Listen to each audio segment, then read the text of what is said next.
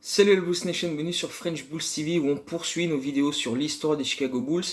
On approche de la fin, mine de rien, puisque là on va débuter ce qui est la 50e saison de l'histoire des Chicago Bulls, la saison 2015-16.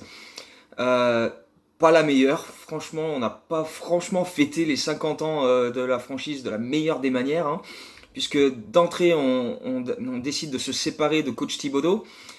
Tibbs qui était là depuis 5 ans, qui part de Chicago avec un bilan de 255 victoires, 139 défaites. Donc il est le troisième plus grand total de victoires dans l'histoire de la franchise. Deuxième en termes de pourcentage de victoires derrière l'imbougeable Phil Jackson. Euh, il a emmené les Bulls en finale de conférence, ce qui n'est arrivé que 2 fois dans l'histoire de la franchise, hors Michael Jordan, donc c'est quand même pas rien comme exploit. Il a été coach de l'année, playoff tous les ans à chaque fois qu'il était là. Bref, un des meilleurs coachs de l'histoire de la franchise, tout simplement, mais voilà, le courant passait plus entre lui et la direction. Bon, ça n'a jamais vraiment été trop le cas, mais entre lui et les joueurs, ça commençait à se détériorer pas mal aussi, parce que, à force d'être extrêmement exigeant avec eux, et quand les résultats ne viennent pas totalement, les mecs commencent un petit peu à se révolter un petit peu, donc il y avait besoin de changement, clairement au niveau des Bulls. Est-ce que c'était vraiment la meilleure solution de faire venir Fred Hoiberg? Voilà, parce que bon, Fred Hoiberg est le nouveau coach des Bulls à ce moment-là. Euh, Grosse réputation au niveau NCAA parce qu'il avait proposé beaucoup de jeux, un jeu très spectaculaire tourné vers l'offensive avec Iowa State. Euh, mais on ne peut pas s'empêcher à ce moment-là de penser que Fred Hoiberg est surtout là parce que c'est un grand pote de Gar Forman, quoi, tout simplement, le GM des Bulls qui le fait venir. Parce que voilà, les mecs se connaissent depuis de nombreuses années. Fred Hoiberg, quand il était joueur aux Bulls, Forman était déjà dans l'organigramme de la franchise en tant que scout. Quand Fred Hoiberg est parti des Bulls pour les jouer à Minnesota, il a vendu sa maison à Forman. Et puis voilà, les deux conservent des liens depuis de très nombreuses années. Et c'est peut-être aussi un petit peu pour ça que Fred Hoiberg arrive en NBA en étant déjà un des coachs les mieux payés de la ligue. Il avait un contrat où il touchait 5 millions par saison, alors que il avait absolument rien prouvé à ce niveau-là. Carrière NCAA de qualité, mais voilà, il y a des coachs qui sont très très bons à NCAA et qui font pas grand-chose à NBA et vice-versa. Donc c'était pas une garantie que Fred Hoiberg allait réussir aux Bulls. Et d'ailleurs, on va le voir, ça n'a pas marché. Bref, et donc Fred Hoiberg arrive à Chicago avec le même effectif que la saison précédente, à part Bobby Portis qui a été drafté avec le pick 22. C'est les mêmes, c'est exactement les mêmes. Derrick Rose est toujours là, Pau Gasol, Joakim Noah, Mirotic, Aaron Brooks, etc. Jimmy Butler également est là, puisque Butler avait décidé l'année précédente de ne pas signer un contrat de 40 millions sur 4 ans et voulait parier sur lui-même pour ensuite négocier un plus gros contrat cet été-là. Et bien lui en a pris, puisque il a été élu meilleure progression de la saison, il a été élu All-Star aussi. Et donc, au lieu de signer 40 millions sur 4 ans, donc 10 millions la saison, il signe un nouveau contrat de 95 millions sur 5 ans, donc 19 millions la saison, donc pratiquement le double. Sachant qu'à l'époque où il avait refusé 10 millions par an pendant 4 ans, donc 40 sur 4 ans, lui et son agent avaient proposé aux Bulls de signer 48 millions sur 4 ans, donc 12 millions la saison, et les Bulls avaient dit non. Et donc là, voilà, il signe pour 19 millions par an sur 5 ans, donc c'est quand même, voilà, encore une fois, magnifiquement bien géré de la part des Bulls, un dossier encore une fois aux petits oignons. Mais bon, Jimmy mérite totalement son contrat, il est allé le chercher, il a sué il a bossé comme un fou pour ça, et c'est totalement mérité pour lui. Donc même effectif que la saison précédente, mais avec quand même des modifications, parce que Fred Hoiberg décide d'entrer que Pau Gasol sera son pivot titulaire et relègue Joakim Noah sur le banc. Et, euh, et non seulement il prend cette décision, mais il va dire dans la presse que donc quand on lui pose la question sur ses rotations, il dit oui, Joakim Noah va débuter sur le banc, mais il le prend très bien, il n'y a pas de souci avec lui, etc. Sauf que quand les médias posent la question à Noah derrière, il fait quoi? J'ai jamais dit ça moi. N'allez surtout pas croire que je suis vachement content de sortir du banc, etc. Ça, c'est des conneries. Donc d'entrée, d'entrée, la communication entre Fred Hoiberg et ses joueurs est pas folichonne. et on se rendra compte au fil du temps que ça aurait été cataclysmique tout le long, hein, mais voilà, d'entrée, tu te mets un des joueurs cadres de l'équipe à dos et ça va absolument pas le faire, quoi. Donc dans sa gestion des joueurs, rien que là, tu sens d'entrée que ça part pas sur les meilleures bases. Et puis, alors, dès le premier entraînement, on est à bout de 20 minutes d'entraînement dans le tout premier entraînement de la saison. On est donc début octobre. Et sur un screen que Derrick Rose contourne, il se mange le coude de Taj Gibson en pleine tronche. Alors c'est évidemment involontaire, mais voilà, entre Rose qui avait de l'élan et qui courait, et Taj Gibson qui se retourne avec l'élan, c'est pareil, le choc est ultra violent. Derrick Rose se fait exploser l'arcade sourcilière gauche et se fait déchausser 9 dents. Donc c'est pour dire la violence de l'impact sur le coup.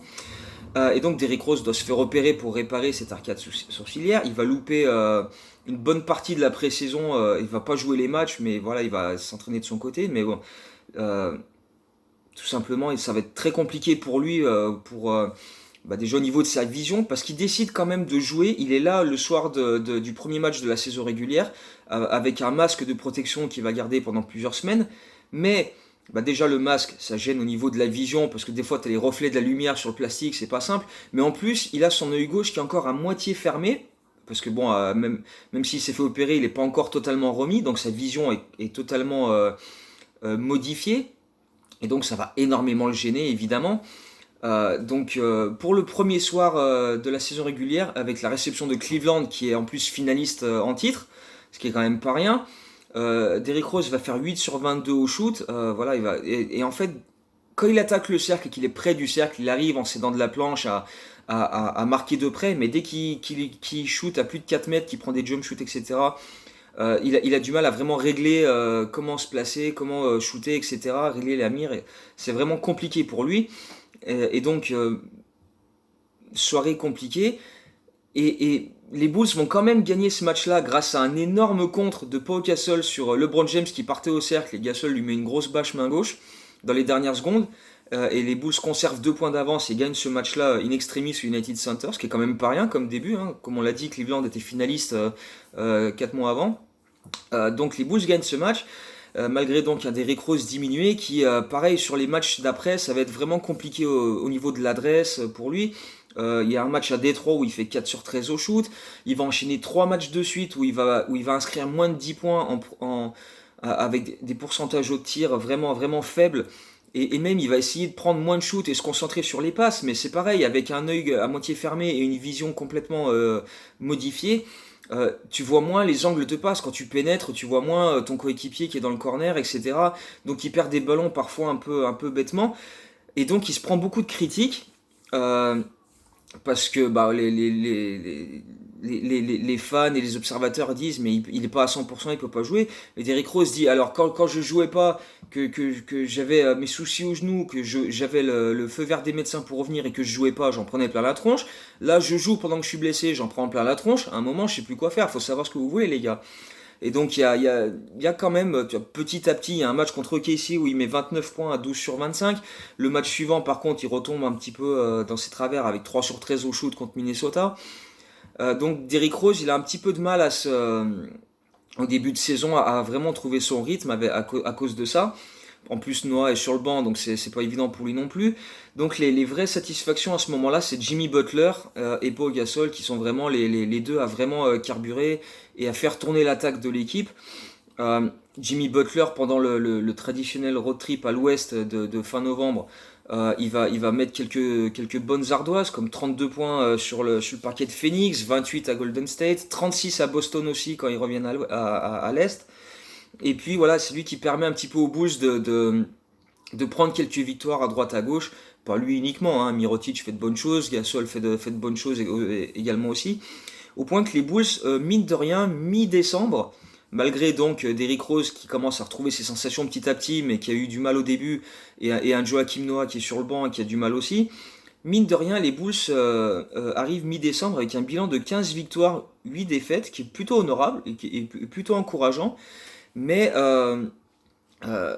et même sur une série de 4 victoires consécutives à ce moment-là, donc tu as l'impression qu'ils montent en puissance, mais il y a ce match mi-décembre où ils reçoivent Détroit au United Center, et ce match va être un vrai tournant, parce que ce match va aller en 4 prolongations. 4 prolongations. Et les Bulls vont même perdre ce match au final 144-147. Et ça va être un vrai tournant parce que et ben ça va laisser énormément de traces dans les organismes, évidemment. Jouer 4 prolongations comme ça, et en plus ils jouaient en back-to-back le lendemain face à New York.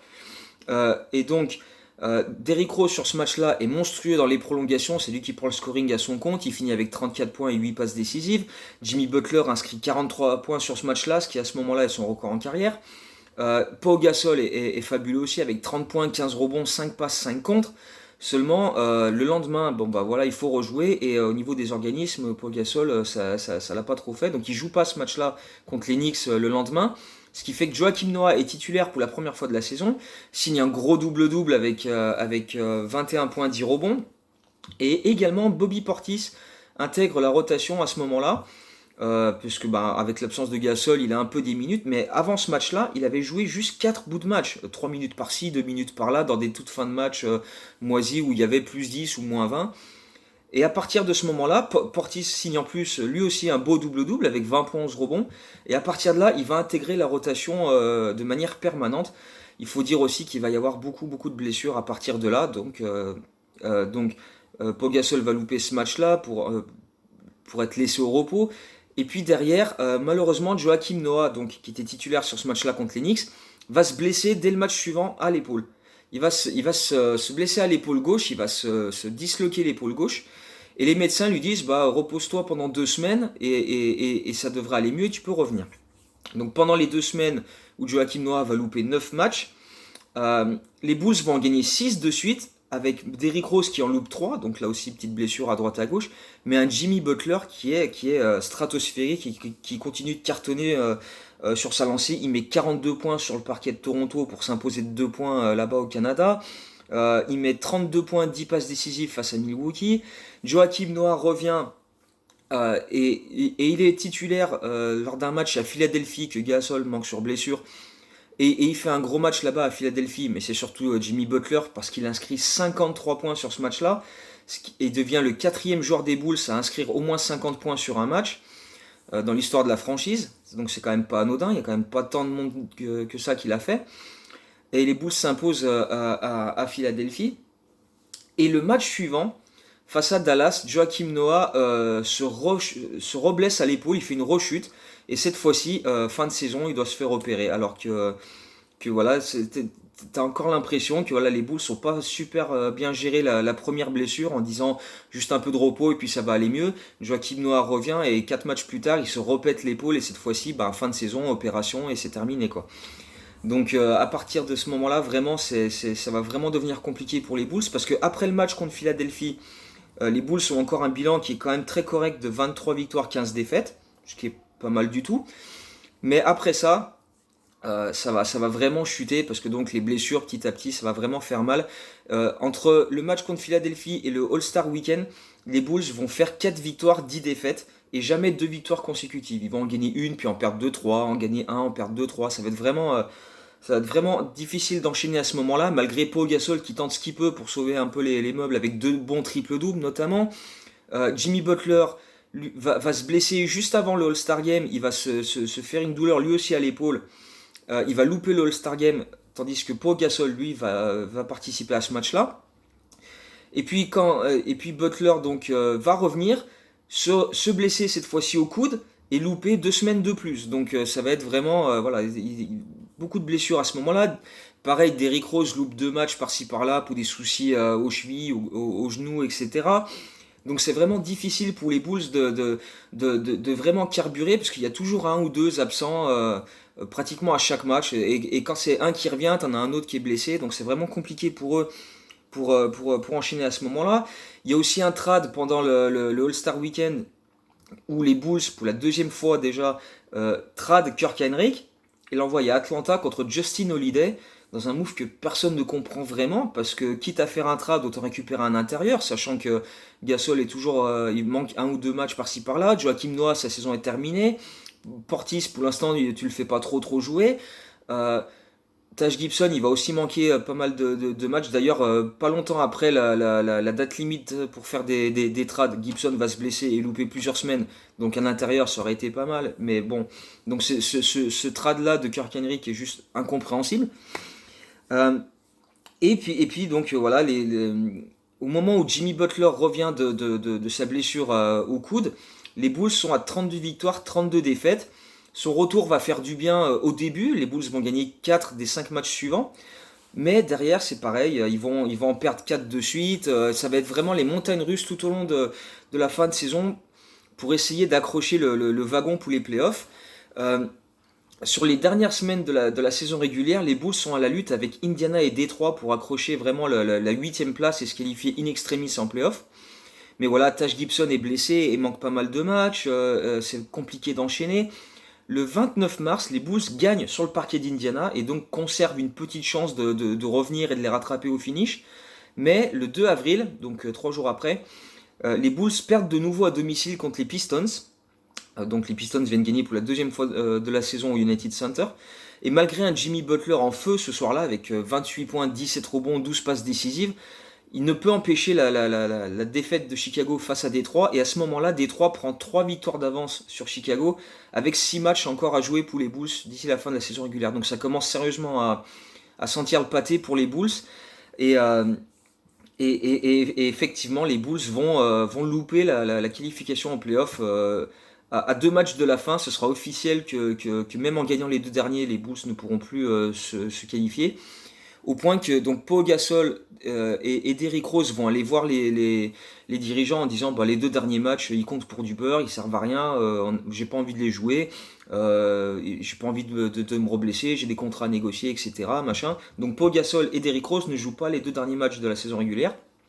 Et Jimmy Butler est aligné en meneur sur ces 2 derniers matchs et il va même taper un triple-double lors du tout dernier match face à Philadelphie avec 10 points, 12 rebonds, 10 passes décisives.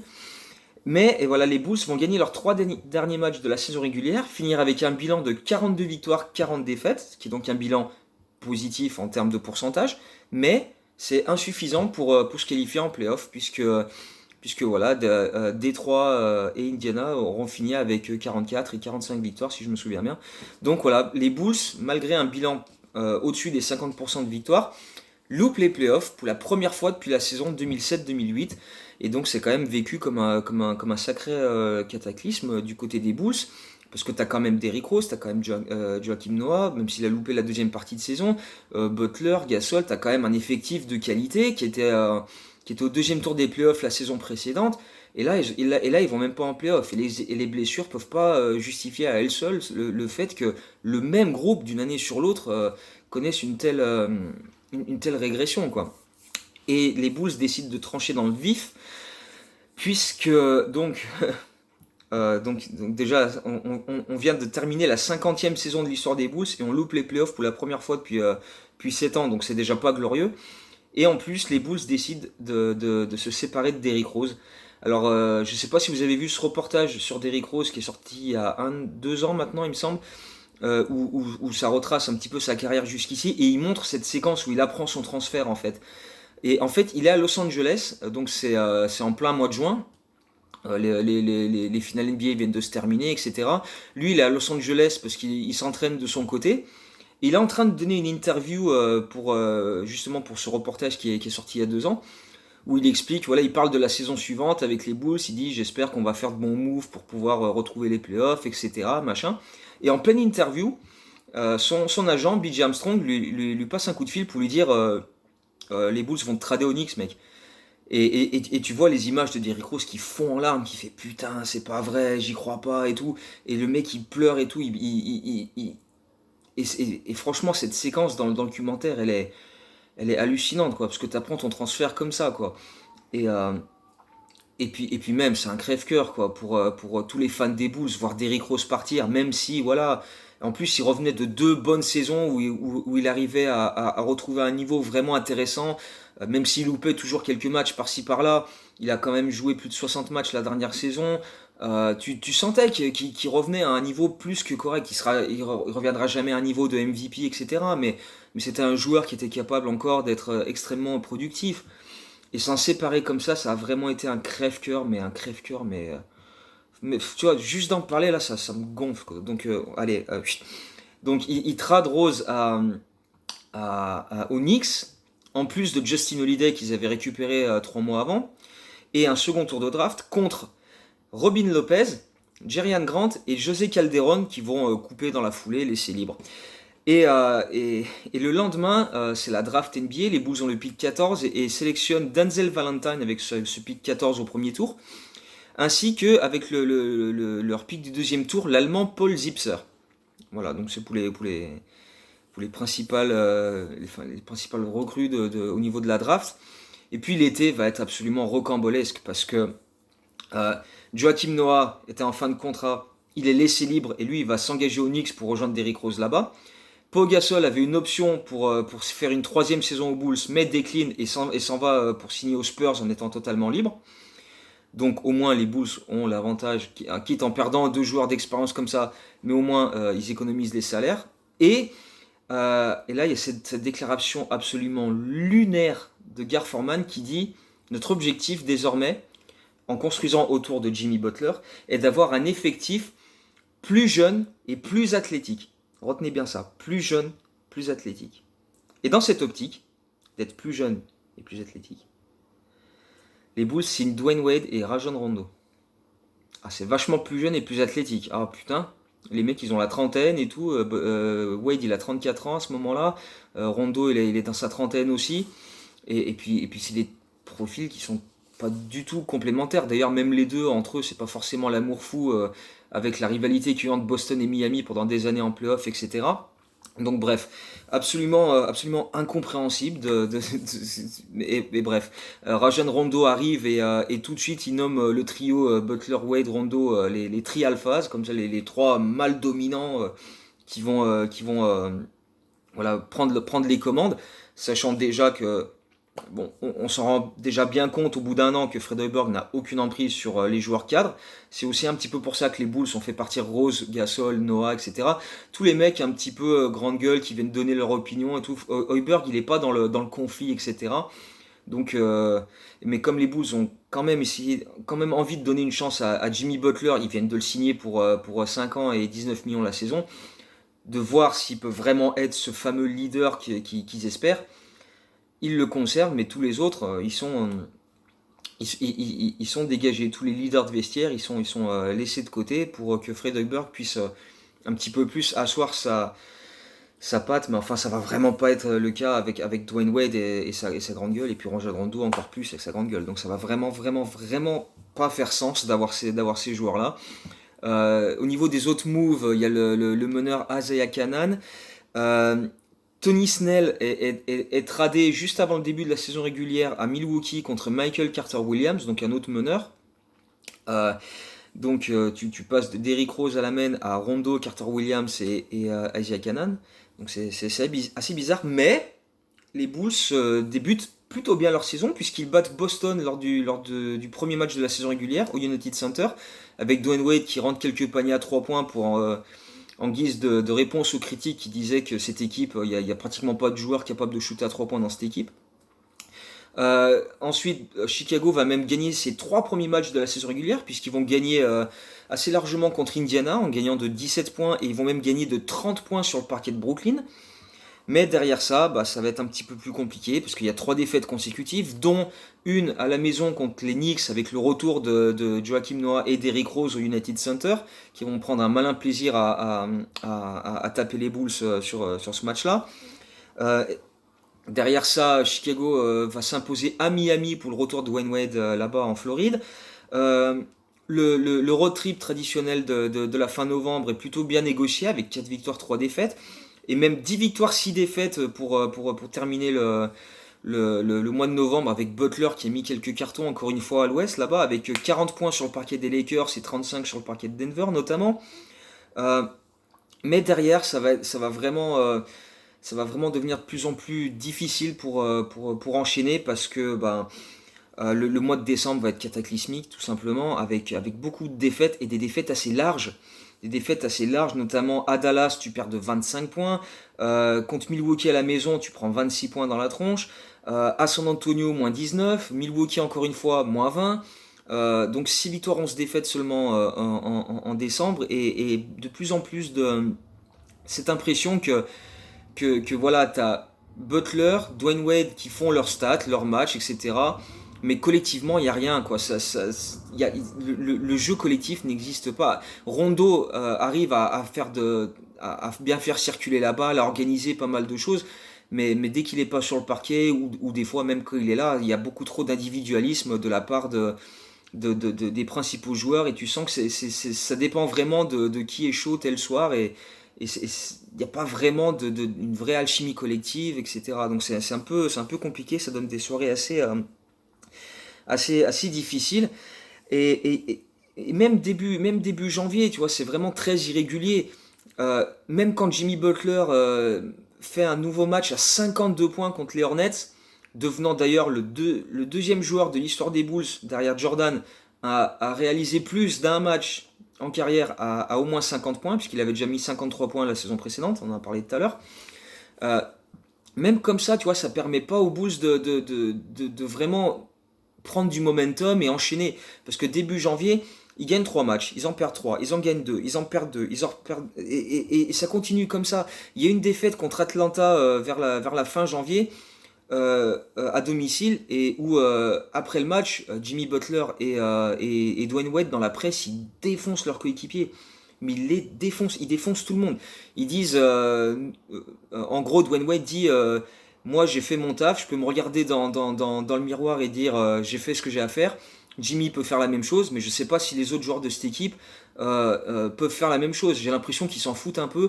Moi, j'ai 34 ans, j'ai 3 bacs de champion NBA, ma carrière, elle est, voilà. Mais eux, c'est des mecs, ils sont au début de leur carrière, et ils ont encore tout à prouver, et t'as l'impression qu'ils s'en foutent, qu'ils se donnent pas à fond, etc. Mais ils les déchirent. Euh, mais avec des mots assez violents et assez virulents. Et Jimmy Butler, pareil, il embraye le pas, il dit à peu près la même chose. Ça provoque une tollée avec Rajon Rondo qui répond le lendemain en mettant un long post sur Instagram en disant que moi, quand j'étais jeune, et que j'avais des leaders à Boston comme Kevin Garnett ou Paul Pierce, ça allait pas dans la presse pour défoncer tout le monde, ça agissait en coulisses, et ça ébruitait pas de tout dans la presse, etc. Donc ça crée encore des tensions entre tout le monde. Pendant ce temps-là, Fred Hoiberg, l'autre avec son charisme de baléchiote, là, hein, rien du tout, il dit rien. Bon, bah lui, il laisse faire les choses, il subit plus qu'autre chose, parce que de toute façon, il a pas cette mentalité de lui élever la voix et dire, bon, maintenant, c'est quand même moi qui décide un peu comment ça se passe ici. Il est totalement absent du truc, donc il laisse faire. Et derrière ça, bah, il y a, à part une victoire de 28 points sur le parquet d'OKC, qui est quand même assez improbable, derrière ça, il y a pas grand chose, quoi. Tu perds de 31 points à Golden State. Bon, ça c'est normal parce que Golden State est quand même la meilleure équipe de la ligue à ce moment-là. Tu perds de 18 points à Phoenix. Tu perds de 28 points à Minnesota. C'est quand même assez hallucinant. Euh, c'est des Bulls qui sont d'une irrégularité chronique tout au long de la saison. Alors qu'il y a moins de blessés que la saison dernière. Mais voilà, c'est au niveau de l'ambiance. T'as pas l'impression que les mecs sont soudés, unis, jouent les uns pour les autres et tout.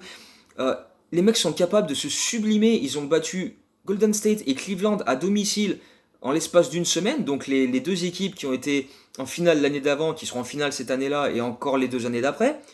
Et puis derrière, bah, tu perds 5 matchs de suite contre des équipes beaucoup plus faibles, quoi. Et voilà, les Bulls n'arrivent jamais vraiment à enchaîner, à prendre de la confiance, etc. Euh, et puis même au All-Star Game, au All-Star Weekend, il y a ce trade absolument, mais hallucinant, improbable, qui met le feu aux poudres, etc. Avec Taj Gibson et Doug McDermott qui sont envoyés à OKC contre, écoutez bien, Geoffrey Lauvergne, qui sera en fin de contrat à la fin de saison, Anthony Morrow, qui sera en fin de contrat à la fin de saison, et l'improbable, l'incroyable, l'extraordinaire, le génialissime, le GOAT, Cameron Payne, meilleur joueur de l'histoire des Bulls. Euh, donc, ouais, voilà, ce trade qui est absolument, mais d'une horreur infinie. Un mec comme Taj Gibson, qui aura été pendant des années ton guerrier ultime, le mec, putain, qui se défonce, mais absolument tout le temps, qu'il soit titulaire, qu'il soit remplaçant, il ferme sa gueule, un joueur d'équipe, mais vraiment, pour le coup, là, tu vois, on disait, t'as pas l'impression que dans le groupe, les mecs sont soudés et tout. S'il y en a un qui est toujours dans l'état d'esprit de mettre l'équipe en avant et pas juste sa gueule, c'est Taj Gibson, et le mec, il est tradé en milieu de saison à OKC. Franchement, ça, c'était franchement ridicule. Bref, pour revenir sur la saison, à la mi-mars, les Bulls sont à 32 victoires, 37 défaites, donc ça commence franchement à appuyer un peu après une défaite à Washington. Et puis, malgré tout, il reste encore un espoir parce que les équipes qui sont devant pour les derniers spots en playoff ne sont pas si loin que ça. Mais bon, voilà, donc les Bulls signent quand même une série de 4 victoires consécutives entre la mi-mars et début avril, avec notamment une victoire de 15 points sur le parquet de Milwaukee, une autre victoire contre Cleveland, ce qui est quand même pas anodin, mais ça montre encore une fois cette capacité des Bulls à, à être présents sur les gros matchs, mais quand l'opposition est moins intéressante, bah, tu vois, ils élèvent pas leur niveau de jeu, et c'est un petit peu dommage. Il y a une victoire de 17 points sur le parquet des Pelicans aussi. Et en fait, les Bulls doivent gagner leurs 2 derniers matchs de saison régulière pour être sûrs d'être qualifiés en playoff. Et ils affrontent à ce moment-là euh, les 2 des 3 pires équipes de la conférence Est. En fait, c'est simple. Il reste 3 matchs à jouer. Et les Bulls jouent les trois pires bilans de la conférence Est. Ils se déplacent à Brooklyn et perdent là-bas. Ce qui est quand même assez hallucinant dans un match où voilà, Brooklyn n'est pas une bonne équipe, puisqu'ils sont dans les pires bilans de la ligue. Et ils perdent là-bas. Et donc, sur les 2 matchs qui restent, les Bulls jouent à domicile contre Orlando et Philadelphie, qui sont les 2 autres équipes avec les moins bons bilans de la conférence Est. Et ces 2 équipes-là donc tankent totalement, font complètement tourner, font jouer les jeunes, etc. Les titulaires sont totalement laissés, ils sont déjà en vacances. Donc les Bulls cartonnent ces 2 équipes-là, mais les Bulls gagnent contre Orlando de 47 points d'écart, une des plus larges victoires de l'histoire de la franchise, avant de taper Philadelphie de 39 points aussi, donc 2 victoires monstrueuses à la suite, pour finir avec un bilan de 41 victoires, 41 défaites, et accrocher les playoffs. Alors l'année d'avant, ils font 42-40, ils vont pas en playoff, mais là 41-41, cette saison-là, ça suffit pour terminer 8ème in extremis, avec d'ailleurs le même bilan que Miami qui va finir 9ème, mais comme les Bulls ont battu Miami 2 fois sur les 3 oppositions pendant la saison régulière, c'est Chicago qui va en playoff à la place du 8.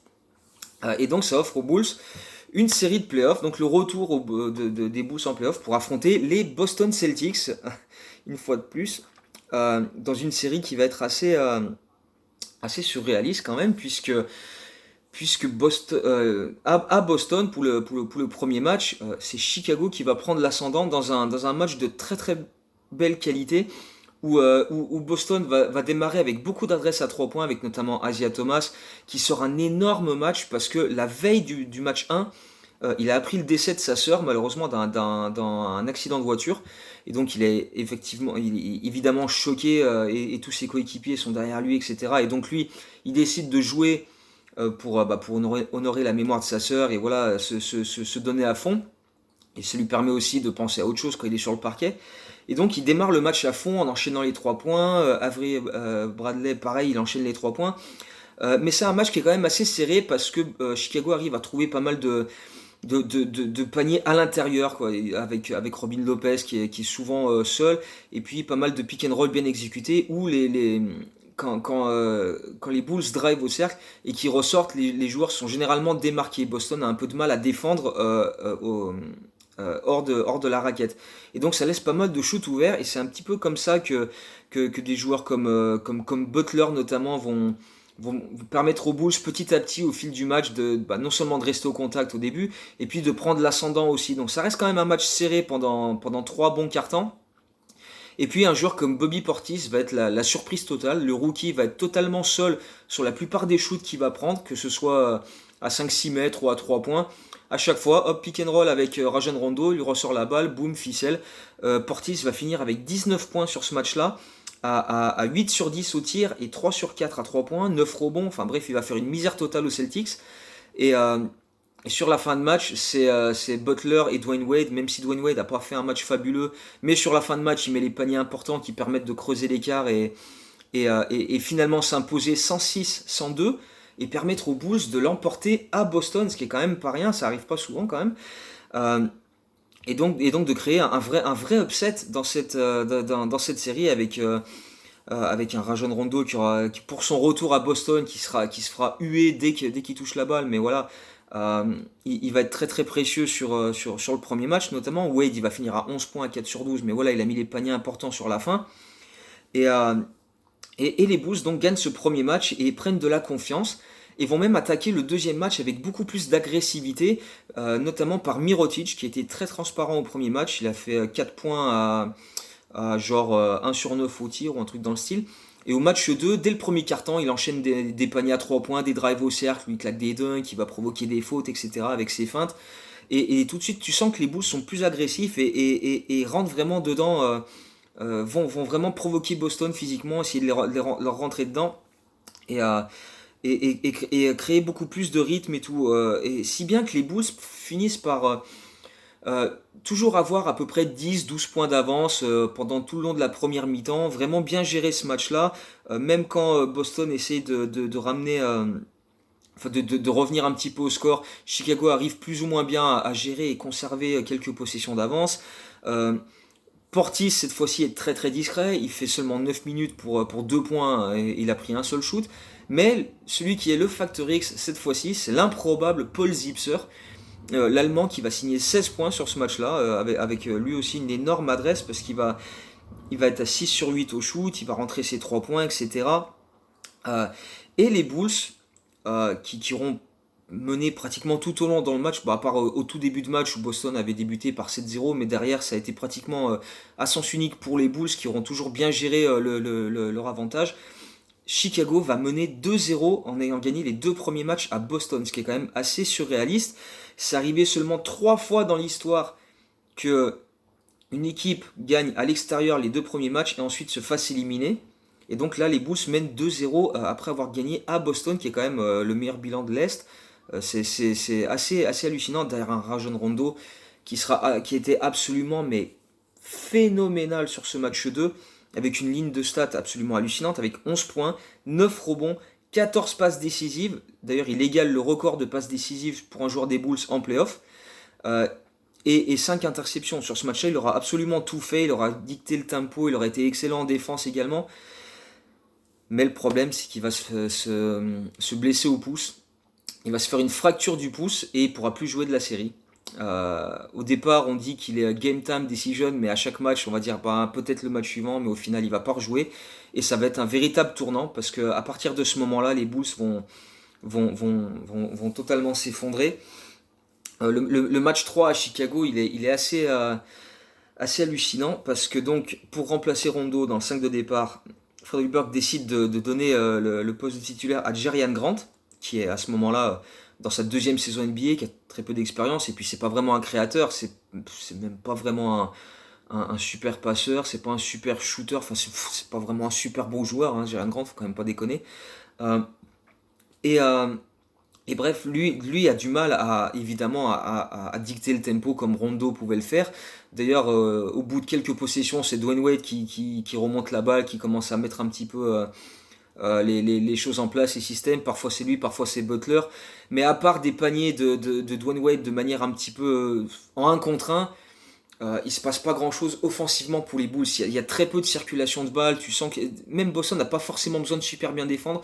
Tu sens que les Bulls s'enfoncent tout seuls dans du 1 contre 1 parce que tu as l'impression qu'ils peuvent pas faire autre chose à ce moment-là. Quand Rondo est pas là, ils arrivent plus à faire tourner la balle et c'est un petit peu voilà, ballon à Butler ou à Wade et essayer de mettre des paniers et puis après on voit ce qu'on peut faire en défense quoi. Et c'est vraiment euh, et évidemment, Boston en profite pour prendre le large très très rapidement. Asia Thomas enchaîne les paniers, Avery Bradley également, Jake Crowder fait le taf sous les deux cercles, Kelly Olynyk est extrêmement important à chaque fois qu'il sort du banc.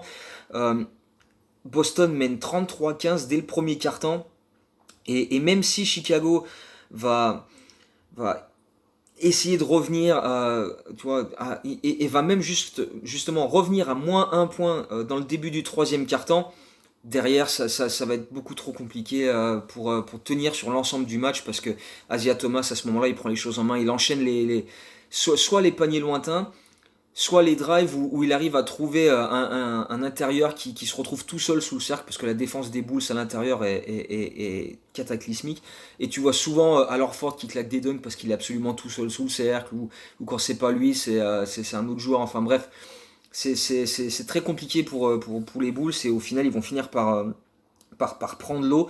Dans la deuxième mi-temps, Boston s'impose 60-46 sur la deuxième mi-temps. pour finalement s'imposer 104-87, ce qui est assez large et lourd comme score pour ce match-là au United Center. Et la stat la plus hallucinante, c'est que les Bulls, sur ce match-là, ont réalisé seulement 14 passes décisives. C'est le total qu'avait Rondo à lui tout seul au match 2. Et là, sur ce match 3, les Bulls, en tout, 14 passes décisives. Euh, dont 0 pour Jerian Grant, qui était donc le meneur titulaire, hein, 0 passe décisive. Euh, et les Bulls donc ont shooté à moins de 40% au shoot, une réussite absolument lamentable, pendant que Boston, eux, aligné 34 passes décisives, donc c'est dire le niveau d'écart qu'il y a eu sur ce match-là.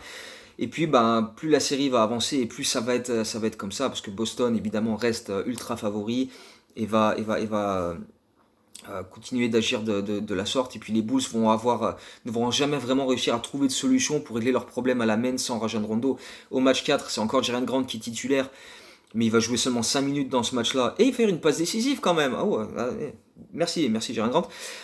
Et c'est Isaiah Canaan, qui n'avait pas joué la moindre seconde sur les 3 premiers matchs de la série. Là, il joue, et il va jouer plus de 34 minutes parce que il va même finalement montrer de bonnes choses, notamment en défense sur Isaiah Thomas, qui va quand même mettre ses paniers, etc. Mais Canaan va quand même beaucoup le gêner, bien le bouger, lui faire forcer quelques shoots, etc. Et lui mener la vie un peu plus dure que ce que pouvait faire Jerian Grant, qui est juste nul, tout simplement. Euh, Malgré tout, donc ça reste un match qui est un petit peu plus serré, puisque même si Boston prend 20 points d'avance dès le deuxième quart-temps, Chicago revient encore une fois, un peu comme dans le match 3, ils reviennent à 65-65 avec Butler qui prend les choses en main, qui, aussi bien avec son scoring qu'avec ses passes, il arrive un petit peu à impliquer tout le monde, il va finir avec 33 points et 9 passes décisives sur ce match-là.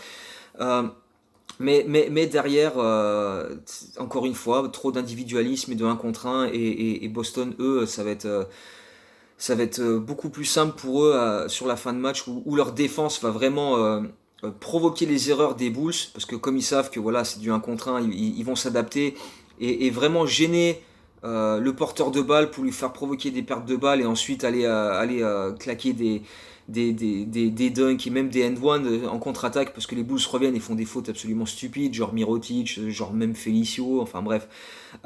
Des fautes totalement stupides qui offrent des lancers francs, et Boston crée l'écart comme ça en fait sur la fin de match, sur les 15 dernières minutes du match à peu près, et s'impose 104-95 pour revenir à 2-2 dans la série avant de retourner à Boston. Et les Bulls ben, n'ont pas de solution, quoi. Et même Fred Hoiberg après le match va partir dans une semi-colère, hein, parce que quand Fred Hoiberg il s'énerve, il passe de ça à ça, donc c'est pas non plus un, parce au niveau de la tension, il est pas non plus un. Mais voilà, en conférence de presse après le match 4, il va critiquer le fait que Isaiah Thomas, en fait, dans sa manière de dribbler, ça devrait pas être. Enfin, les arbitres devraient siffler des marchés pratiquement à chaque fois, parce que en fait, Isaiah Thomas a une manière de dribbler qui est assez particulière. C'est que au lieu de. C'est difficile à expliquer, j'aurais dû emmener mon ballon. Mais en fait, au lieu de, tu vois, la balle rebondit, tu la fais juste rebondir comme ça. Ce que Isaiah Thomas fait, c'est que quand la balle remonte, il passe la main en dessous pour ramener la balle vers le haut et ensuite la redribbler. Et tu peux interpréter ça comme une reprise de dribble parfois. Il y a même des fois où quand il passe la balle d'une main à une autre, il bloque la balle dans ses deux mains, et ça t'as pas le droit, tu sais, tu la passes d'une main à l'autre, mais sans la bloquer. Mais comme il le fait de manière, tu sais, ça prend hop, un quart de seconde, hop, il la passe comme ça et il se met à dribbler avec l'autre main. Les arbitres le voient pas forcément, mais voilà, Fred Hoiberg, après le match 4, il s'énerve sur ça en disant que ça ne devrait pas être légal, sa manière de dribbler, c'est n'importe quoi, et que ça devrait pas être autorisé par la ligue. C'est vrai que tu vois des fois où quand il passe la balle d'une main à une autre, il part comme ça et après il fait deux trois pas avant de recommencer à dribbler et de partir au cercle. Et donc du coup ça le rend insaisissable. Et comme voilà, Fred Hoiberg le dit, il est impossible à défendre si on le laisse faire ça. Mais enfin après voilà, hein, c'est vraiment de l'excuse de bidon. Enfin je veux dire, il sait très bien que les arbitres vont pas se mettre à siffler ça sur les matchs qui restent dans la série, ni ensuite ça va pas modifier les règles en NBA. Il va juste essayer de trouver une explication à comment ça se fait que les Bulls sont nuls à chier. Mais c'est tout simplement parce que ben voilà, Rondo est blessé, il y a plus de meneur, et du coup même voilà, l'expérience Jerian Grant a tellement tourné court et Isaiah Canaan a tellement été intéressant, sans être exceptionnel, mais intéressant au match 4, que c'est lui qui va débuter le match suivant au retour à Boston, match 5. Euh, avec un match où les deux équipes, voilà, c'est un coup une équipe va faire un run 10-0, l'autre équipe va répondre avec 12-0. Enfin bref, ça s'échange, voilà, l'avantage comme ça et quelques positions d'avance. Ça reste un des matchs les plus serrés de l'après Rajon Rondo dans cette série. Euh, Si bien que même Butler va rentrer à 3 points au buzzer du troisième quart-temps qui va mettre les Bulls devant 81-79. Donc voilà, ça se répond vraiment, c'est physique, les deux équipes sont vraiment sont au coude à coude, c'est quand même assez serré. Dwayne Wade met quelques paniers importants sur ce match-là, même si sa série sur l'ensemble, on y reviendra à la fin, aura pas été fameuse. Mais mais voilà, sur le dernier quart-temps, Boston va être plus solide, va rentrer des gros and one, alors parfois sur des fautes qui sont pas évidentes du tout, mais enfin bon, ça après, c'est pour. Voilà, hein. On peut revenir sur ça trop non plus. Voilà, entre Asia Thomas et ses dribbles, ces quelques fautes-là, et puis même, Boston était de toute façon supérieur, était largement au-dessus, et les Bulls n'avaient toujours pas de solution, hein. Sur le dernier quart-temps, Boston va s'imposer 29-16 pour finalement gagner 108-97 et mener 3-2 dans la série, malgré un Dwayne Wade qui aura mis des paniers sur la fin, mais plus parce que, enfin des paniers qui servent pas à grand chose, mais pour essayer de revenir à -10, à -8, mais pas des, enfin quand le score était serré, on l'a pas trop vu Dwayne Wade, même s'il finit à 2 passes du triple-double sur ce match-là, mais il aurait été quand même assez discret. Butler passe à travers au niveau de l'adresse. Et puis, euh, et puis au retour à Chicago pour le match 6, là par contre ça va être, ça va être vraiment à sens unique où tu sens que les Bulls bah, n'ont plus vraiment l'envie, la motive de se déchirer pour essayer d'arracher un match 7. Rapidement, les Bulls se retrouvent avec 10 points de retard. Ils essayent de revenir, ils reviennent à une ou deux possessions par-ci par-là, mais avant la mi-temps, il y a déjà un retard qui est pratiquement de 20 points et les Bulls vont pas faire grand-chose en deuxième mi-temps pour revenir. Donc ça va être une dernière sortie assez catastrophique et les Bulls vont finalement se faire pulvériser 105-83, donc une sortie absolument misérable sur le dernier match de cette série, où Dwayne Wade finit donc ce match 6 avec 2 points à 1 sur 10 au shoot. Sur l'ensemble de la série, il a tourné à 15 points, à 37% au shoot, 35% à 3 points, donc ce qui est quand même très loin de ses standards habituels. Il aura vraiment été en dessous dans cette série, mais il n'est pas le seul. Mirotic, sur l'ensemble de la série, il a tourné à 34% au shoot, 28% à 3 points et même pas 9 points par match. Euh, Portis, il a mis 19 points au premier match et sur les 5 matchs suivants, il en a inscrit 21 au total.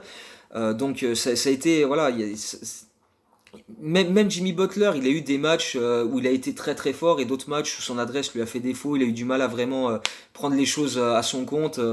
Au final, il a tourné à 42% au shoot, 26% à 3 points. Donc même si voilà, il a mis beaucoup de points et que ça a été le leader offensif et que sa défense a été très bonne, sur l'ensemble, ça a été c'était trop irrégulier en fait. Et les Bulls, ben, comme tout au long de la saison régulière, n'ont jamais vraiment joué en équipe. Et c'était surtout voilà, par des exploits individuels, mais ça a été ben, trop peu et trop court pour battre une équipe de Boston qui était ben, meilleur bilan de la conférence Est et une équipe de toute façon beaucoup plus solide quoi qu'il arrive. Donc voilà, les Bulls sortent des playoffs à cette période en 2017 donc, hein, et c'est à ce moment-là, on ne sait pas encore à ce moment-là, mais hein, maintenant, 3 ans plus tard, c'est les derniers playoffs de l'histoire de la franchise, hein, on n'a toujours pas été en playoffs depuis, donc on se retrouve à l'été 2017 avec d'autres grosses décisions à prendre, et, et les Bulls vont tout simplement prendre des décisions absolument, mais je sais même pas comment les qualifier, mais tout simplement, bah, le soir de la draft, il y a l'annonce que Jimmy Butler est finalement tradé à Minnesota contre Zach LaVine, Chris Dunn et leur choix de draft qui sera Lauri Markkanen. Donc on développera tout ça dans la prochaine vidéo parce qu'il y aura de quoi dire entre ça. Dwayne Wade qui aura mis qui aura fisté les Bulls d'une manière absolument exceptionnelle, hein, mais voilà, je raconterai ça dans la prochaine vidéo, qui, si j'arrive à caler les 3 dernières années dans la même vidéo, serait la dernière pour revenir sur l'histoire des Bulls, parce que, bah voilà, mine de rien, on est à quoi, quasiment 50 minutes. Euh, Ça fait beaucoup. Donc voilà, on développera la suite très prochainement. Donc en attendant, bah, continuez de mettre des likes, etc. Continuez de dire si vous avez des questions, hein, encore une fois, sur si j'ai oublié un truc dans l'histoire des Bulls, un détail, etc. Si vous voulez revenir sur un truc, on en discute, il n'y a pas de souci. Et puis on se retrouve très, très bientôt pour d'autres vidéos. Donc en attendant, bah, d'ici là, comme toujours, Go Bulls.